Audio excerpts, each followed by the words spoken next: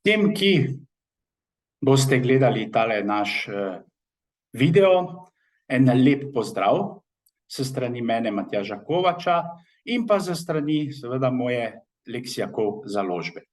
V okviru dejavnosti Lexiakov založbe smo v mesecu marcu 2023 pripravili en kratek priročnik Pravo za vsakogar, ignoratia juris nocet, v prevodu seveda nepoznavanje prava škoduje, ki se seveda obrača na pravne vsebine, na seveda pravo, na gospodarske subjekte, na sklepanje pogodbenih razmerij in pa seveda na delovnopravne vsebine. Danes bi vam v tem kratkem srečanju želel na kratko predstaviti seveda tale priročnik in pa imel bom eno kratko predavanje na tematiko prava oziroma pravnih vsebin. Torej, zakaj smo se odločili za tale priročnik? Zaradi tega, ker seveda smatram, da je potrebno, da vsakdo ima vsaj en takšen briefing, pregled v pravno vsebino oziroma v pravni sistem določene države. Zbral sem ta 4 področja, to pomeni pravo kot pravni sistem, gospodarske družbe oziroma gospodarski subjekti, sklepanje pogodb in pa seveda delovnopravne vsebine. To so nekako zaokrožene celote, ki skupaj tvorijo gro tega našega pravnega sistema. In so usmerjene ne samo v posamezne skupine, ampak so v bistvu usmerjene v kogarkoli, ki se najde na določenem ozemlju, predvsem tukaj pri nas na ozemlju Republike Slovenije. Torej, ko slišite besedo pravo, verjetno nastane ena takšna, bomo rekli, najprej zmeda, po drugi strani pa nek strah oziroma strahospoštovanje. Zdaj bomo pa se morali vsega na pamet naučiti. Res, da pri pravu oziroma pri študiranju prava je potrebno seveda osvojiti določena znanja, določene definicije, vendar pa seveda ne vseh. Pravo mora imeti svojo logiko, svojo sistematiko, zato je potrebno seveda pravo tudi proučevati. Pozneje bomo videli pri samem kratkem predavanju, kako se obnašamo oziroma kako pravzaprav mi kot pravniki pravo uporabljamo, ne pa samo, da se pravo naučimo. Torej, če bi začel z tem našim srečanjem, najprej bi vam na kratko predstavil vsebino tega našega priročnika, pozneje bomo pa, kot smo rekli, šli v sama predavanja. Prvi del vsebine tega našega priročnika zavzema seveda osnove prava. In sicer, kaj je družba, kaj je država, kaj je pravo. Potem seveda imamo pravni red in pa pravno sistematiko. Pravno pravilo oziroma pravna norma, pravna razmerja, katere subjekte in objekte prava poznamo, nekaj o Evropski uniji, mednarodno pravo in pa seveda tisto glavno pravo, to je seveda ustavno pravo in ustava kot suprema lex, najvišja pravna norma določenega pravnega sistema oziroma določenega pravnega reda. Nadaljevanje imamo drugo skupino oziroma drugi del tega priročnika, gospodarske subjekte, kjer najprej obravnavamo seveda statusno pravne značilnosti vseh gospodarskih subjektov. Na kar seveda delimo te gospodarske subjekte na gro v bistvu na osebne družbe in pa kapitalske družbe. V končnem delu tega poglavja pa seveda obravnavamo še malo povezanih družb, materialne in formalne spremembe gospodarskih družb in pa seveda insolvenčno pravo oziroma prenehanje samih gospodarskih družb.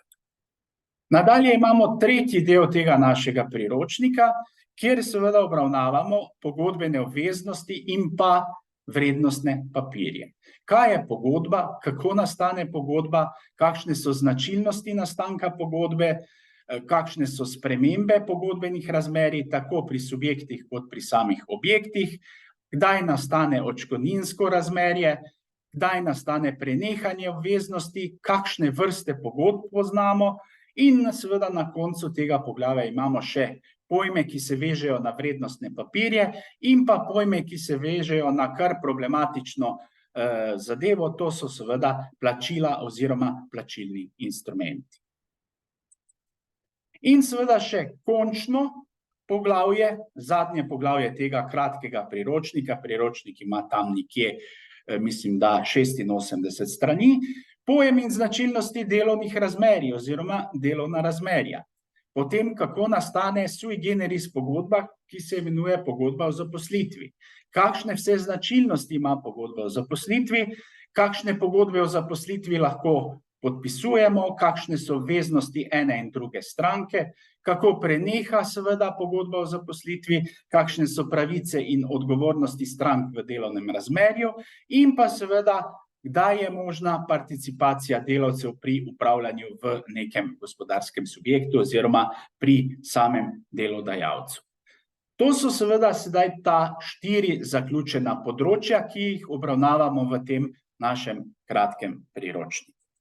Zdaj pa seveda gremo na tisto kratko predavanje oziroma kratko srečanje, kjer bomo seveda predstavili oziroma bom predstavil vsebino tistega prvega dela, prvega poglavja in sicer kaj je pravo, kaj je država in pa seveda kaj je družba. Prvo in seveda najpomembnejše vprašanje je seveda, kako je posameznik kot subjekt v bistvu povezan z samo družbo. Zdaj posameznik kot subjekt recimo ne more obstajati sam. Vedno je posameznik kot subjekt v bistvu vezan na drugega posameznika. Recimo primer, vsi poznate tisto delo Robinson Crusoeja. Robinson Crusoe je preživel na tistem otoku samo zaradi tega, ker je seveda imel tam zraven tistega pomagača Petka. Če Petka ne bi imel, vprašanje, kako bi se zadeva odvijala. Tako da v bistvu posameznik je temeljni element te naše družbe, vendar pa družba brez posameznika ne more eksistirati, tako kot posameznik brez družbe ne more eksistirati. Kako se seveda posameznik kot fizična oseba recimo razlikuje od drugih živih bitij? Posameznik se razlikuje od drugih živih bitij predvsem po eni manifestaciji in to je produktivno delo. Živali delajo, da preživijo, nagonsko delajo, da se seveda prehranjujejo in da preživijo. Človek pa dela tako, da preživi in tudi, da producira, kar pomeni, da je produktivno delo, delo usmerjeno v proizvodnjo oziroma v potrošnjo, tisti element, ki se razlikuje od seveda vseh živih bitij. Tako da je posameznik v bistvu vezan z produktivnim delom v ta naš sistem. In kot sem rekel, družba brez posameznika ne more eksistirati, prav tako pa seveda posameznik brez družbe ne more eksistirati. Zdaj moramo iti malo v filozofijo prava, pa tudi v filozofijo na splošno. Spomnili se bomo enega posebnega elementa oziroma ene posebne metode, to je zgodovinski materializem. Karl Marx in Friedrich Engels sta to natančno obdelala. S strani zgodovinskega materializma lahko mi v bistvu samo človeško družbo oblikujemo kot hišo. Torej, hiša ima ogrodje, to pomeni nosilne stene in prostore, ter streho. Streha je na hiši zato, da ščiti nosilne stene in prostore in da lahko bivamo v sami hiši. Torej, kaj so te nosilne stene in ti notranji prostori? Nosilne stene in notranji prostori v zgodovinskem materializmu so v bistvu ekonomska baza družbe, kar pomeni, da se tam razvijajo proizvajalne sile in pa produkcijski odnosi. Proizvajalne sile so sile, ki nastopajo v proizvodnji in katere so usmerjene v pridobivanje dobička v to produktivno delo. Proizvajalni odnosi so pa odnosi, ki nastajajo med subjekti in med subjekti in pa objekti. Torej, ta fizični del, ta dejanski del nastajanja nekega izdelka oziroma produktivnega dela se formira v tej ekonomski bazi. Zdaj pa, če bi mi to delali neskončno, mi ne bi prišli do napredka. Prav tako smo rekli prej, streha ščiti notranjost hiše. Kaj pa je zdaj streha v zgodovinskem materializmu? Streha v zgodovinskem materializmu je pravzaprav ideologija, religija, zavest, razmišljanje. Ti subjekti, ki seveda so vpeti v ta proizvodni odnos spodaj v hiši, to pomeni v prostorih za bivanje, oni razmišljajo. S tem, ko razmišljajo, pridejo do novih odkritij, pridejo do nove dodane vrednosti. In ravno ta streha potem seveda kot ideologija, kot družbena zavest, povratno vpliva na ekonomsko bazo, širi proizvodne odnose, širi produkcijske sile, da se seveda razvija ta sistem. In to seveda krožno, povratno en do drugega delujejo. Torej, če sedaj skupaj zberemo vse te misli, kar smo jih seveda sedaj predstavili do sedaj v teh naših predavanjih oziroma v tem našem srečanju, lahko rečemo, da je človeška družba zgodovinsko dana proizvodna in pa potrošna skupnost. To so tiste proizvajalne sile in pa produkcijski odnosi, ki uravnava te posamične proizvodne dejavnosti, teh posameznikov, ki so vključeni v produkcijske sile in pa proizvodne odnose, v neko družbeno celovitost oziroma družbeno celotnost. Torej, kako se je razvijala ta naša človeška družba? Najprej smo imeli rodovno-plemensko ureditev, kar pomeni, da seveda pri rodovno-plemenski ureditvi je zadeva bila takšna, imeli smo enega starešino in vsi ostali so se seveda sledili temu starešini. Ta starešina je seveda lahko dajal določena pravila, vendar nekako so bili v tej rodovno-plemenski družbi brezrazredne aktivnosti, brezrazredni odnosi. Nihče ni izstopal. Seveda, ko pa pridemo do prve delitve dela, kar pomeni, da seveda se skupnost v tej rodovno-plemenski ureditvi deli na tiste, ki delajo, to pomeni tiste, ki nimajo, po domače rečeno, če gledamo v zgodovinski materializem, strehe, ampak samo funkcionirajo znotraj prostorov, in na tiste, ki seveda tudi delajo, ampak tudi razmišljajo. In tile, ki so delali in razmišljali, so se nekako cepili od tistih, ki so seveda delali v tej rodovno-plemenski ureditvi. Tile, ki so razmišljali, ki so razvijali neke nove poti, ki so seveda razvijali neke nove aktivnosti, neka nova dognanja, so seveda pridobivali več teh proizvodov.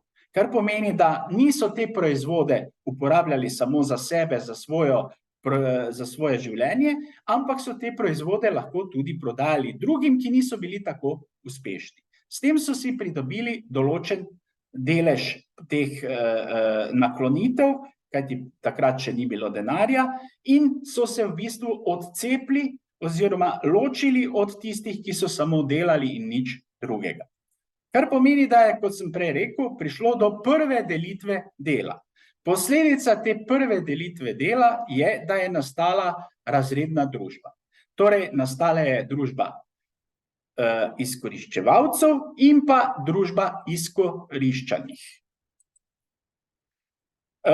Ta razredna družba se je pozneje seveda razvijala glede na družbeno-ekonomske formacije. Najprej je bil seveda sužnjelastniški red, potem je bil feudalni red, potem je bil kapitalistični red, malo je bilo seveda komunističnega reda oziroma socialističnega reda. Ta socialistični red se je rezultiral v tem, da naj bi nazaj prišli v tako imenovano rodovno-plemensko ureditev, kjer bi bili vsi enaki, kjer bi bili vsi v bistvu v samem sistemu te človeške družbe. Ampak vemo, da komunistični, socialistični red zaradi teh ali seveda drugačnih elementov ni mogel obstajati. Zdaj pa seveda, da sama družba lahko funkcionira in da lahko funkcionirajo te razredni odnosi med izkoriščevalci in pa izkoriščenci, so morali ti izkoriščevalci nad izkoriščenci zapisati določena pravila. Torej, vsaka družba mora funkcionirati po določenih pravilih. Če teh pravil ni, družba lahko seveda na koncu razpade. Nastala so seveda družbena pravila, ki so jih uvedli ti izkoriščevalci. To pomeni, družbena pravila so definicija urejen sistem nekega določenega vedenja in ravnanja ljudi v konkretni družbeni realnosti oziroma v konkretni družbeni skupnosti. Zdaj, ta družbena pravila se lahko manifestirajo kot socialne zapovedi, to je bilo v rodovno-plemenski ureditvi, tam ni bilo sankcij, ali pa so bile sankcije seveda ad hoc, po domače rečeno, kar pomeni, da so te zapovedi bile bolj usmerjene v socializacijo družbe. Višja stopnja teh družbenih pravil so pa družbene zapovedi, kjer imamo seveda sistem dispozicije, ki nam pove, kaj seveda ne smemo kršiti, in pa že vnaprej določene sankcije, kaj se zgodi, če seveda mi to dispozicijo kršimo. To pa je že zametek seveda teh naših pravnih pravil oziroma pravnih norm. Ampak nismo še tako daleč. Torej, družba vezana na posameznika ima družbena pravila, ki so v bistvu sistem dispozicije in pa sankcije, sistem, kaj ne smemo kršiti in pa kaj se zgodi, če pride do kršitve dispozicije. Sedaj pa je potrebno seveda v tej fazi jasno imeti nek sistem, ki bo oziroma neko organizacijo, ki bo seveda bdela nad uveljavljanjem teh družbenih pravil v družbi. In nastala je tako imenovana družbena organizacija. Funkcionalno urejanje družbenih pravil in odnosov znotraj neke skupnosti. Najprej je bila to rodovno-plemenska organizacija, ki je seveda bila usmerjena v to, kar je starešina rekel. In starešina je bil tisti, ta glavni v rodovno-plemenski organizaciji. Vsi ostali so pa bili enakopravni oziroma enaki v rodovno-plemenski organizaciji. Iz te rodovno-plemenske organizacije ob prvi delitvi dela na fizične in na umske posameznike oziroma na fizični element družbe in pa na umski element družbe, je pa seveda nastala država oziroma državna organizacija, ki se pozneje preko družbeno-ekonomskih formacij seveda manifestira ali v sužnjelastniški družbeni red, ali v fevdalni družbeni red, ali v kapitalistični družbeni red. Torej, sedaj pa najzanimivejša definicija. Ko kogarkoli vprašamo, ja, seveda, se nas bo pa država zaščitila. Država je nastala, če dobro ste poslušali, kaj sem rekel, država je nastala zaradi zaščite družbenih pravil, ki so jih pripravili, oblikovali tisti, ki so bili v izkoriščevalskem družbenem razredu. To pomeni tisti, ki so na oblasti, pripravijo, oblikujejo pravila, katere porok je seveda država. Država v tem primeru, v tej definiciji, ne ščiti nekih posameznih skupin, bomo rekli nekih ranljivih skupin, ampak ščiti v bistvu vladajoč sistem, vladajoč družbeni razred. In to je ta najbolj čudna definicija države, ki ne sovpada z splošnimi razmišljanji posameznika na določenem teritoriju, ki ga obvladuje določena država. Kajti mi sami mislimo, kot sem že prej povedal, se nas bo seveda država zaščitila. Država je bolj zastopnik interesov izkoriščevalcev. Tukaj bom malo premornativ. Torej, država je organizacija, sistem, ki na določenem ozemlju monopolizira fizično prisiljevanje. To pomeni, da se vsak posameznik mora podrejati pravilom, ki jih določi država oziroma državna organizacija. Prek ustreznih sredstev sile, da vzdržuje koristi vladajočega razreda in ustrezno proizvodnjo in pa potrošnjo tega vladajočega razreda in oprt družbeni red oziroma družbeni sistem, ki ga oblikuje ta vladajoči razred. Torej, to je država. Elementi države so najprej teritorij. Država ima lahko svojo monopolizirano fizično prisiljevanje na določenem teritoriju. Naslednji element je prebivalstvo, ki živi na tem določenem teritoriju. In tretji element te naše države je pa seveda ta monopol fizičnega prisiljevanja. Država je tista institucija, ki na tem določenem teritoriju nad temi posamezniki izvaja ta monopol fizičnega prisiljevanja, ne sedaj seveda v nekem vojaškem smislu, pa tudi takrat, ko pride do sporov v vojaškem smislu, ampak v sistemu vladavine tega vladajočega razreda. To pomeni razreda, ki je na oblasti na določenem teritoriju. Zdaj, kakšni so elementi same države, to smo že rekli, to pomeni teritorij, prebivalstvo in pa monopol fizičnega prisiljevanja. Zdaj pa, kako se država obnaša nasproti drugim državam oziroma nasproti posameznikom znotraj same države. Nasproti drugim državam moramo upoštevati pri seveda konkretni državni organizaciji zunanjo suverenost, kar pomeni, da je to neodvisnost ene državne organizacije nasproti drugim takšnim državnim organizacijam. Ta neodvisnost je seveda dokaj problematična takrat, kadar smo mi v neki skupnosti. Recimo Evropska unija. Evropska unija to zunanjo suverenost posameznih držav članic zmanjšuje. Zaradi seveda sistema, ki ga ima seveda Evropska unija vzpostavljenega od nastanka do seveda danes. In zdaj seveda države prenašajo določene suverenosti, določene elemente suverenosti, te zunanje suverenosti na Evropsko unijo. Ali vam je to znano?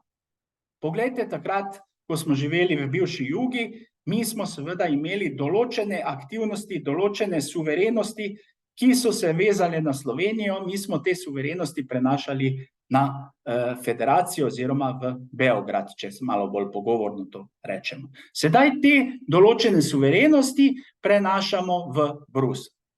In seveda nekatera suverenost lahko prosto prenesemo v Bruselj oziroma na Evropsko unijo, zaradi tega, ker tiste elementi teh konkretnih suverenosti je boljše, da se izvajajo na področju celotne Evropske unije, kot na področju neke nacionalnega države oziroma nacionalnega sistema držav članic. Ampak recimo suverenost glede notranjih zadev, suverenost glede vojaških zadev, suverenost predvsem glede finančnih zadev, pa bi morali biti na nivoju nacionalnih držav članic. Vendar pa jasno, Evropska unija hoče, končni cilj Evropske unije je seveda tako kot ZDA, Združene evropske države ali pa Združena Evropa, in seveda ta Evropska unija želi prenašati to našo zunanjo suverenost nasproti drugim državam na nek skupni cilj. In če prenesemo vojsko, če prenesemo notranje zadeve, če prenesemo predvsem finance na Evropsko unijo, ne bomo več zunanje suvereni, ampak bomo se zlili z to asociacijo. Če je to v redu ali ne, jaz mislim, da ni. Notranja suverenost je pa suverenost znotraj nasproti posameznikom, ki živijo v določeni državi. Torej, državna oblast je v smislu posameznikov, ki živijo v določeni državi, vrhovna, vseobsežna, samostojna, izvirna in pa enotna za celotno državno ozemlje. To pomeni jasno, moramo se podrejati pravilom države, kajti država, kot smo že prej rekli, je v bistvu monopolizirana organizacija za seveda vzpostavitev reda vladajočega razreda oziroma vladajoče strukture. No, prišli smo do enega posebnega in zelo pomembnega elementa države, to je delitev državne oblasti. Ta delitev državne oblasti je nastala z našo ustavo leta 1991 in se deli na zakonodajno, izvršilno in pa sodno vejo oblasti. Torej, izvršilna veja oblasti, to je vlada, posamezna ministrstva, organi v sestavi, izvršujejo akte države oziroma izvršujejo dejavnosti države kot monopola fizičnega prisiljevanja. Zakonodajna veja oblasti je parlament.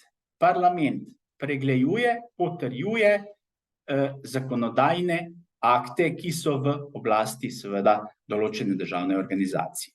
Te zakonodajne akte pa pozneje seveda sodni sistem oziroma sodna veja oblasti uporablja takrat, ko na konkretnih dejanskih primerih lahko implementira te zakonodajne akte.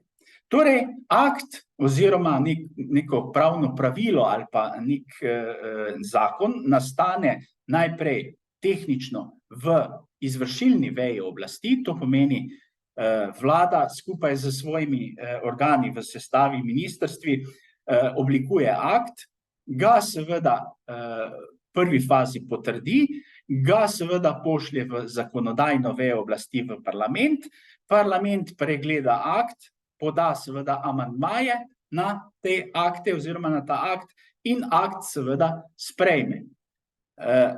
Akt mora biti jasno objavljen v publikacijah oziroma pri nas je to v Uradnem listu Republike Slovenije in seveda od sprejema v parlamentu do uporabe tega akta mora preteči določeno obdobje. To obdobje se imenuje vacatio legis. Ponavadi je to lahko 14 dni, en mesec, pri določenih sistemskih aktih je pa to lahko tudi do pol leta. In ko je akt objavljen v Uradnem listu in začne veljati skupaj z tem vacatijem legisom, lahko seveda ta akt uporablja sodna veja oblasti. Tako bi moralo biti. Zakaj pravim, tako bi moralo biti? Zaradi tega, ker recimo pri nas so ta državna oblast dejansko ni fizično striktno razdeljena, ampak so določene povezave oziroma določene elemente, ki se povezujejo, recimo sodna veja oblasti, pa se ne bi smela, se povezuje z izvršilno vejo oblasti, izvršilna veja oblasti vpliva na zakonodajno vejo oblasti in tako v tem krožnem sistemu. Zato seveda država pri nas ima določene, državna organizacija oziroma državna oblast ima določene težave pri izvajanju tega načela delitve državne oblasti. Ne bomo se sedaj spuščali, ker nimamo za to toliko časa, da bi seveda konkretno pogledali, kje so te napake, pa tudi ni smisel tega našega predavanja, da seveda sedaj to oblikujemo oziroma predstavimo, kajti skoraj da pri vsakem sistemskem zakonu bi lahko v samem postopku našli kakršnekoli napake. Zopet, sama državna oblast je seveda, dostikrat se govori recimo pri državni oblasti, da je seveda državna oblast oziroma država centralistično vodena. Kaj zdaj pomeni centralizacija? Centralizacija pomeni, da se v neki točki oziroma v nekem določenem organu ali neki določeni organizaciji izvajajo vse funkcije. To pomeni, da nimamo funkcij, ki bi se izvajale na nekih decentraliziranih ravneh oziroma na lokalnih ravneh oziroma lokalnih skupnosti. Zdaj, tendenca vseh držav članic Evropske unije je v bistvu po oblikovanju, verjetno ste slišali, pokrajin oziroma oblikovanju lokalnih enot. Kako je seveda pri nas, bi rekel, da nekatere zadeve se transformirajo tudi na lokalne skupnosti, kako seveda je od posamezne lokalne skupnosti seveda odvisno, vendar pa še vedno imamo nek pridih centralizacije, kar pomeni, da vse zadeve v bistvu se odvijajo žal v glavnem mestu oziroma v Ljubljani. Redko, kje imamo nek organ v sestavi, ki je ločen od te ljubljanske pokrajine. To je seveda zopet ena od negativnih tendenc same državne organizacije oziroma same državne ureditve. Pa ne bomo dalje se spuščali v ta sistem oziroma v te zadeve. No, obravnavali smo družbo, obravnavali smo državo in sedaj prihajamo do seveda posameznika in prava. Torej, imamo neko skupnost, imamo neko organizacijo fizičnega prisiljevanja v korist vladajočega razreda in seveda sedaj to še ni celota, če nimamo seveda družbenih pravil nastavljenih. Torej, pravo je v bistvu skupek nekih družbenih pravil, ki urejajo na nek obvezen, kogenten način temeljna družbena razmerja v prid koristim vladajočega razreda, tako da je ta državna organizacija v bistvu porok fizičnega prisiljevanja, da se zadeve urejajo v skladu z družbenimi normami. Če pa pride do kršitve teh družbenih norm, pa je zopet ta država oziroma ta sistem fizičnega prisiljevanja potreben, da z odrejenimi sankcijami država jasno nastopi zoper kršitelje pravnih norm. Torej, pravo je skupek teh družbenih norm. Zdaj, tukaj ponavadi predstavim jaz, ko predavam, tisto piramido. Kajti zelo pomembno je, da vemo vsi, ko človeka vprašaš, saj jaz vem, kakšen je sistem prava oziroma kakšna je hierarhija pravnih norm oziroma pravnih aktov. Vendar pa vseeno še enkrat. Najvišji pravni akt oziroma najvišji pravni element je seveda ustava. Ustava je sui generis, kar pomeni, da je seveda vsemogočna, vseobsežna na določenem ozemlju in predstavlja v bistvu osnovni pravni akt določene državne organizacije. Pod ustavo so mednarodne pogodbe, mednarodna pravila in pa mednarodni pravni akti. Ti mednarodni pravni akti lahko povratno vplivajo na spremembo oziroma na sam sistem ustavnih norm oziroma ustave, lahko pa so v ravnotežju oziroma v razmerju podrejenosti oziroma nadrejenosti same ustave. Odvisno od tega, kaj sprejmemo. Ali je seveda, imamo dualizem v mednarodnem pravu ali imamo monizem v mednarodnem. Torej, to smo rekli. Pod temi mednarodnimi akti in ustavo so zakoni. Zakoni urejajo določena konkretna področja, ki so formulirana v ustavi. Zakon ne more urejati določenih področij, če to področje ni formulirano oziroma upoštevano v ustavi. Pod zakoni imamo podzakonske predpise. Podzakonski predpisi sistemizirajo področja, ki so urejena v zakonih. Zopet isto velja za podzakonske predpise, kot za zakonske predpise nasproti ustavi. Ničesar, kar ni v zakonu in ustavi, se ne sme urejati v podzakonskih predpisih. Kar pomeni, da če mi napravimo nek pravilnik, pa vsebina tega pravilnika nima svojih elementov oziroma svoje podlage v zakonu oziroma v ustavi, takšen pravilnik je neveljaven, kar pomeni, da v tem primeru takšnega pravilnika ne smemo upoštevati. Zdaj je možno, da samo del tega pravilnika je v neskladju z ustavo oziroma z zakoni, ali pa je celoten pravilnik v neskladju z ustavo oziroma z zakoni. V tem primeru, če je celoten pravilnik, pomeni, da ga v konkretnem primeru ne upoštevamo. Lahko se pa, kot sem prej rekel, zgodi, da določen del pravilnika ni v skladu z ustavo oziroma zakoni.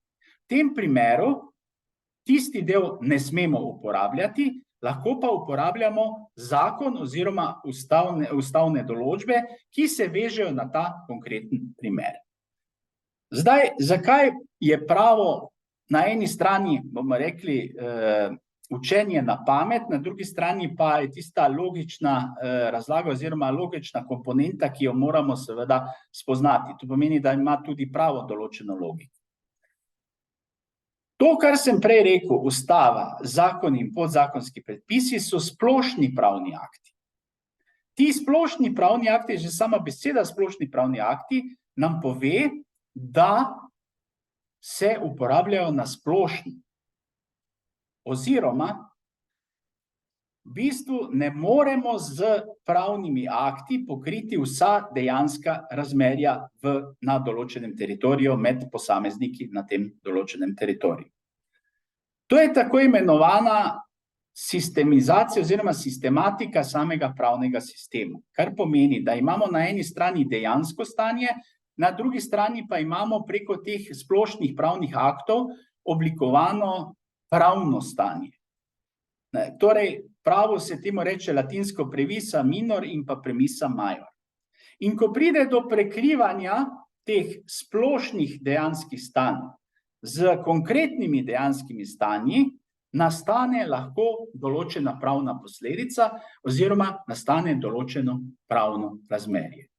In to je seveda to prekrivanje, upoštevanje, izoblikovanje oziroma ugotovitve oziroma ugotavljanje tega prekrivanja, to je pa tisti logični čar pravne znanosti oziroma vsakega pravnika.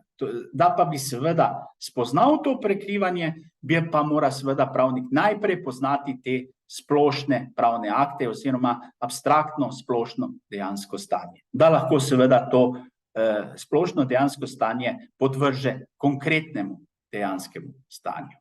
Torej, rekli smo, ustava, zakon in podzakonski predpisi so splošni pravni akti.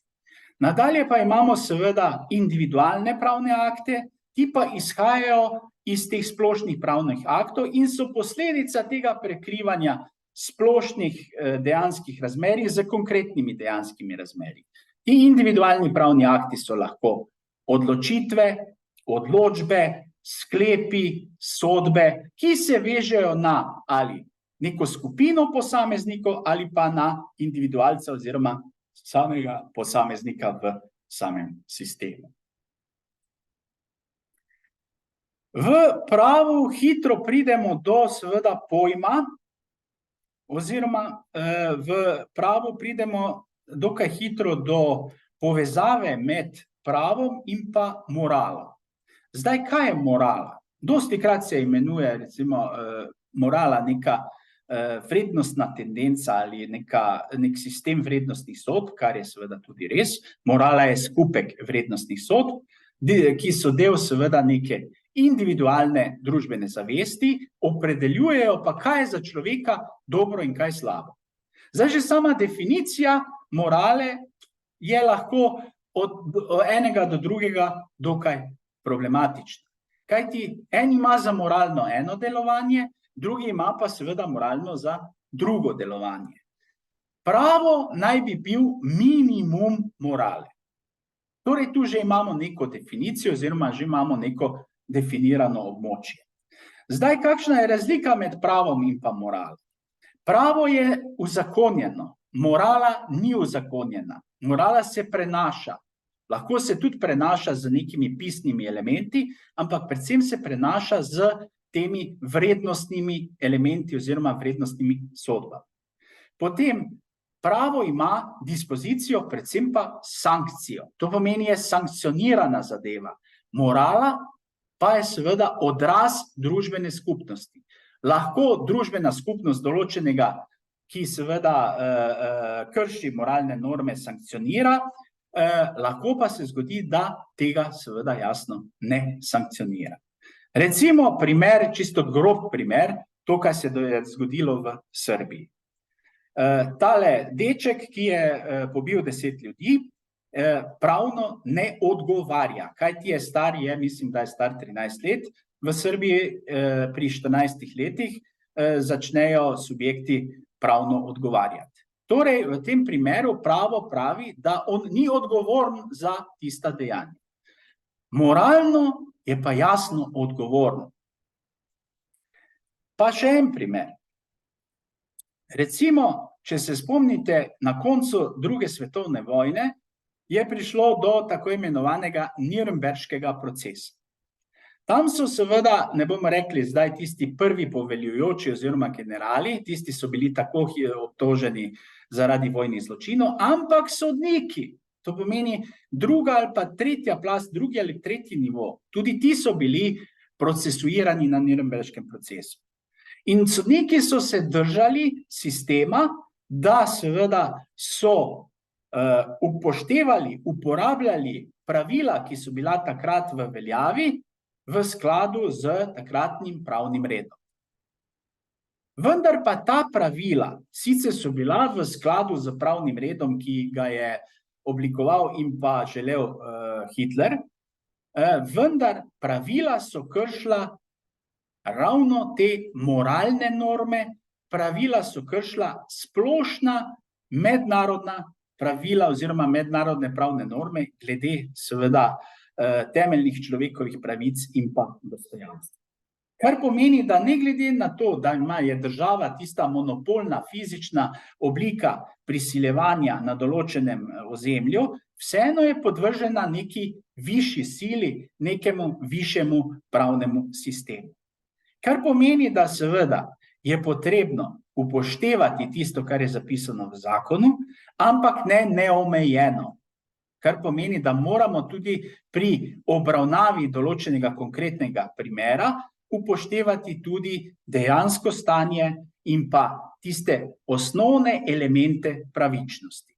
Torej ne samo kot pijanec plota se držati zakonov in podzakonskih predpisov, ampak dejansko razsojevati, to pomeni razsoditi v določenem primeru tudi z nekimi višjimi pravnimi normami, z nekimi pravnimi načeli, ki prevevajo ne samo eno konkretno organizacijo, državno organizacijo, ampak celoten pravni sistem.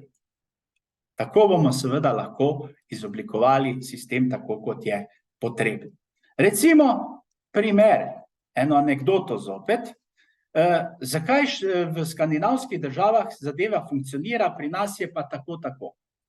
Zakaj? Zaradi tega, ker v državah skandinavskega pravnega sistema imajo zakone zelo kratke, kar pomeni tam nekje 20-25 členov.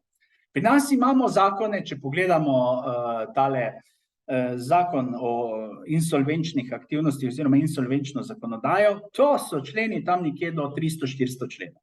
To pomeni, želimo celotno področje urediti v splošnih pravnih normah, kar je seveda zelo priporočljivo za uporabo, vendar je težavno zato, ker to so družbeni odnosi, to niso naravni zakoni, kjer je 1+1 2. Tukaj pri nas 1+1 je odvisno, po domače rečeno. No in v Skandinaviji, ko pride nov zakon v obravnavo oziroma ko ga sprejmejo, Skandinavci preberejo ta zakon in rečejo, sledili bomo normam tega zakona. Kar pomeni, da poleg teh norm bomo upoštevali neka višja pravna pravila oziroma višja pravna načela. In funkcionira zadeva. So določena odstopanja, ampak v nekih, bomo rekli, 90% zadeva funkcionira. Kaj pa je pri nas? Pri nas najprej nimamo teh klenih zakonov, kot sem prej rekel, ampak imamo zakone, ki so dolgi, 300 členov. Že da prebereš teh 300 členov, moraš biti zelo koncentriran, torej niti pravniki mi, ki to prebiramo, predvsem insolvenčno zakonodajo, verjetno ne poznamo v celoti vsega, kaj šele tisti, ki kot posamezniki bi morali prebrati in bi morali seveda to tudi pri svojem delu upoštevati. Seveda v tem primeru mi, ker je vse normirano, iščemo sive lise, iščemo pravne praznine, iščemo po domače rečeno pravne luknje. To pomeni, ne uporabljamo tako, kot je smisel samega zakona, ta zakon, ampak iščemo seveda za sebe rešitve, ki bi nam seveda olajšale življenje, s tem, da seveda jasno bi uporabljali takšno zakonodajo. Zato imamo seveda tukaj veliko težav, predvsem pa prihaja tudi zaradi tega tudi do različnih razlag, različne razlage pa seveda rezultirajo v končni fazi v tožbah oziroma v sodnih postopkih. Vendar pa, kaj je seveda čudo, da Skandinavci ne oblikujejo pravo, pravo v bistvu oblikujemo mi. Kajti s tem, ko iščemo pravne praznine, pravne lise oziroma pravne luknje, s tem seveda zakonodajalcu dajemo podlago, da lahko spremeni zakonodajo in te pravne praznine oziroma te pravne luknje tudi odpravi. Torej, ne glede na to, da mi kršimo tiste osnovne pravne postulate, mi pravzaprav oblikujemo nadalje pravno razmerje oziroma nadalje pravo v nekem določenem sistemu. Nadalje se pravo veže tudi z običaji. Kaj so zdaj običaji? Običaji so v bistvu družbena pravila, ki so se v določenem okolju ustalila, da seveda se lahko uporabijo. Značilnost samih običajev je povprečnost oziroma tipičnost. To so tipične pravne norme, ki se vežejo na določena tipična dogajanja oziroma na določene tipične aktivnosti, določene skupine ljudi, ki imajo skupaj določene splošne značilnosti in seveda tvorijo neko celoto. Običaji so lahko tudi družbeni standardi, kar pomeni, da so lahko implementirani v samo pravno razmerje, če se stranke seveda strinjajo z takšno implementacijo. Recimo čisto en konkreten primer družbenih običajev je recimo v Antwerpnu, kjer je seveda družba De Beers, ki seveda trguje z diamanti. Pri tej družbi ponavadi posamezniki nimajo nobenih formalnih pogodbenih aktov, kar pomeni, da nimamo tam pogodbe. Tam je običaj, da se pri dogovoru o kupnini dragih kamnov da roka in to velja kot pogodba je sklenjena. Recimo, zdaj sem prišel iz Nemčije, primer v Nemčiji je, da seveda tam ob cestah imajo določeni kmetje zakup zemljišča, na tem zemljišču recimo posadijo jagode in potem te jagode, ko zrastejo, so v prosti prodaji, po domače rečeno. Tam je ena tehtnica, tam je ena škatla, vsakdo lahko si nabere jagode, stehta in seveda potem v to škatlo da denar. Zopet ni nobenega računa, takšen je pač ta sistem.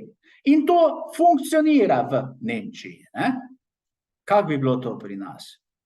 Pri nas bi najprej škatla zginila, potem pa bi še tehtnica zginila, neko noč pa ne bi bilo več jagod. To je zopet tisto, kar sem rekel za Skandinavijo recimo in pa za naš, na žalost, Balkan. V redu, tako prišli smo do konca tega našega srečanja, kar se tiče te kratke predstavitve družba, država, pravo. Upam, da nisem bil dolgočasen. Hotel sem predstaviti tiste osnovne postulate tako družbe, posameznika, države in pa seveda na koncu skupka družbenih pravil, ki se oblikujejo v sam pravni sistem. Več pa, kot sem že rekel, če seveda kupite knjigo. Knjiga je dana na razpolago na internetni strani Kobo, www.kobo.com. Ima 83 strani, kot sem rekel, 4 poglavja. Cena je razumljiva, nekako 24,90 € in seveda vsi tisti, ki uporabljate pravo, vsi tisti, ki ne uporabljate pravo, pa ste vezani na neka določena poslovna razmerja ali pa neka določene pravne, bomo rekli, elemente in pa seveda študentje, ki študirate ne bom rekel samo pravno področje, ampak tudi ostala področja. Pridite, pogledajte vsebino, imamo v bistvu tam postavljene vzorčne strani in seveda priporočljivo je, da si jo nabavite oziroma kupite. V nadaljevanju bomo seveda predstavili tudi še druge priročnike, ki bodo išli iz založbe Lexiakov, to pa seveda o tom potom v nadaljevanju. Sedaj se vam rad zahvalil za potrpljenje, upam, da ste zopet slišali nekaj novega in se vidimo na kakšnih naslednjih srečanjih oziroma na naslednjih video posnetkih oziroma video predstavitvah. Hvala vam in nasvidenje.